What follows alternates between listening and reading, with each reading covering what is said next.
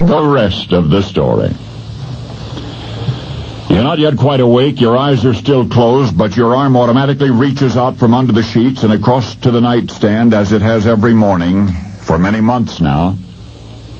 With your eyes still closed, your fingers extend until they touch the serrated grip of your .32 caliber revolver. Your constant companion. You hope it will never have to be used.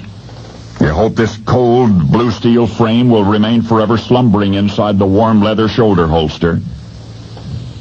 But just knowing it's there makes it easier to face each precarious, potentially deadly day. So, you shave and shower and dress, but before your coat goes on, you stretch your arm through the leather strapping and fasten the familiar buckle and the bulk of the gun. Once distracting and uncomfortable feels natural. Now it feels a part of you. The one part that may someday soon or some night when you least expect it, keep the thugs at bay and the acid out of your face. That is what they have threatened, acid in the face. And they have made good on threats before. You walk to the front door, you see the car across the street, the men sitting inside. You know that they are armed and ready to kill. You see them every morning, every night, and you thank heaven because they are the 24-hour police guard on your house. But you know that the men who want your life will not be so careless as to take it with the cops watching. You know that when trouble shows itself, the only thing standing between you and it will be that bulge at your side. Through the day, your mind darts back to the beginning of this, to what prompted police to hang that piece on you in the first place, to the anonymous phone call you got at work, and to the menacing voice that made the threat in the first place. Labor unions play rough sometimes, you tell yourself. You knew that before you got involved, but somehow you never pictured yourself clinging to a .32 just because you might report what you know at the next union meeting.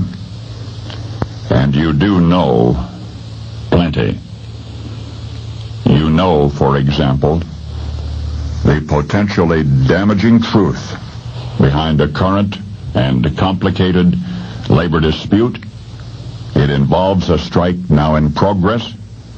It involves a decision whether to cross picket lines and all of the other ingredients in that cauldron full of poison. But you never were one to back down, and you will not back down this time, even though the bus you are getting ready to board that will take you across those picket lines, the literal actual bus, will explode and burn just moments before you get aboard.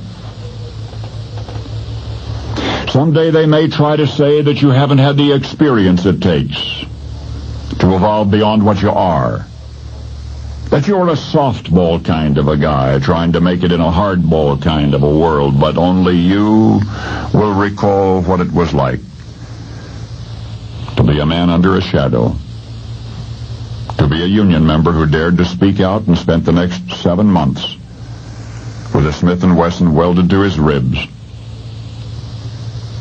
an actor threatened with the hideous permanent disfigurement of acid in his face, but a man who was to demonstrate throughout the rest of his life that he was made of pure principle, Ronald Reagan. Well, now you know the rest of the story.